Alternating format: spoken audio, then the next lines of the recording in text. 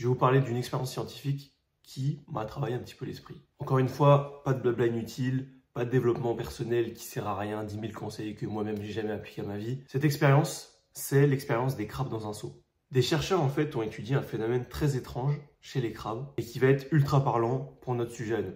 Quand tu prends un crabe et que tu fous dans un seau, ce dernier va essayer de s'échapper. Voilà, c'est normal. Il va essayer de grimper, il va essayer de s'en sortir. Jusqu'ici, tout va bien, c'est un animal sauvage, il va retrouver sa liberté. Donc les chercheurs se sont dit, ok, jusqu'ici, rien de bizarre.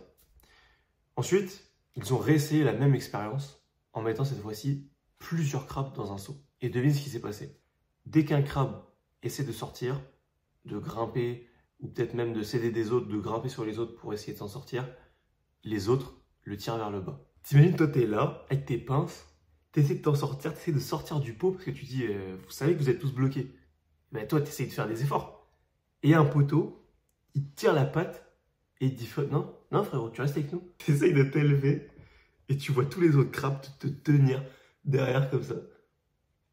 En fait, les crabes préfèrent qu'ils échouent tous ensemble plutôt qu'un seul crabe arrive à s'en sortir. Et le pire dans l'expérience, c'est que s'il y a un crabe qui insiste trop pour essayer de s'en sortir, ok, vraiment, il s'y donne corps et âme pour essayer de sortir, les autres vont le mutiler, le tuer pour éviter qu'il arrive à s'en sortir. Donc moi, tu me dis ça, tu vois, en ayant connaissance de ça, je préfère rester dans mon coin, assis, enroulé et jamais voir la lumière du jour. C'est terminé. Je reste dans mon lit et puis continuer à traîner avec mes crabes dans le pot, tu vois, dans le périmètre. Et en fait, ce saut à crabes, c'est ni plus ni moins ton environnement. Parce que là, au lieu de mutiler les gens avec des pinces, on va plutôt le faire subtilement, civilement, correctement, parlant, bref, ça veut rien dire ce que je dis, mais on va te la foutre à l'envers.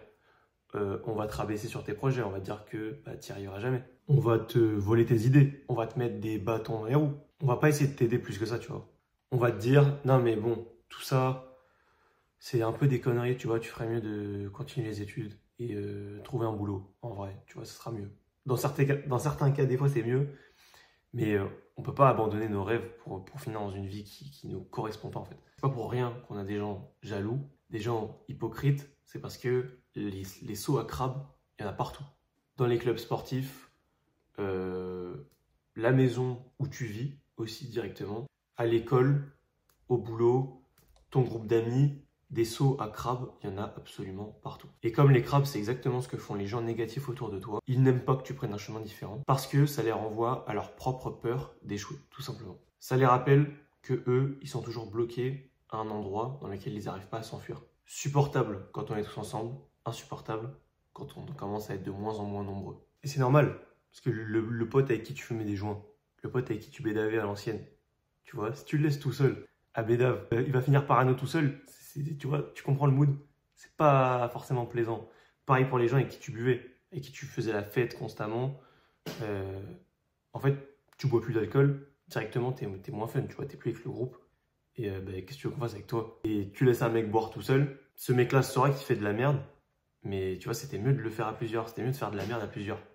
Et la faire tout seul, ça commence à devenir un petit peu pesant, tu vois. Et en fait, Harvard, vous connaissez l'école là, hyper prestigieuse et tout, a mené une étude sur plusieurs décennies, Framingham Earth Study. Et en fait, elle a montré un résultat qui est choquant. C'est que si tu es entouré de personnes négatives, tu as 45% de chances supplémentaires d'être malheureux et de ne jamais pouvoir atteindre tes objectifs. Et à l'inverse, si tu t'entoures de personnes ambitieuses, positives, ton taux de réussite explose.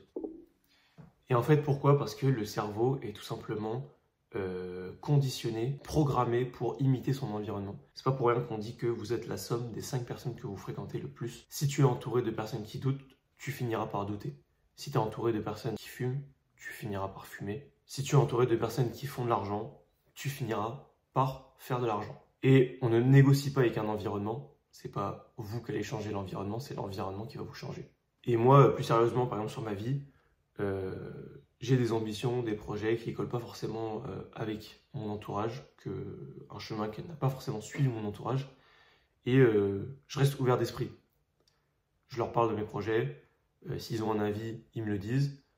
J'écoute. Mais en réalité, j'écoute vraiment que les personnes qui sont là où moi j'ai envie d'être. Et par exemple, les parents, c'est bien. Ils veulent vous protéger. Il n'y a pas de problème avec ça. Moi, j'ai pas de problème avec ça. J'écoute ce qu'ils me disent, mais ils sont pas forcément là où j'ai envie d'être. Et c'est pas un reproche, mais c'est une réalité. Et ce qui m'a tellement façonné, moi, ces dernières années, c'est le fait d'écouter des podcasts. Ça a tellement eu un impact sur entre guillemets, mon mindset. Genre, c'est tellement évident. Et c'est parce que je suis sorti de la bulle que je connaissais et je suis allé voir d'autres visions du monde, d'autres réalités et qui me conviennent plus aujourd'hui. Et vous n'y arriverez jamais avec vos simples fréquentations actuelles.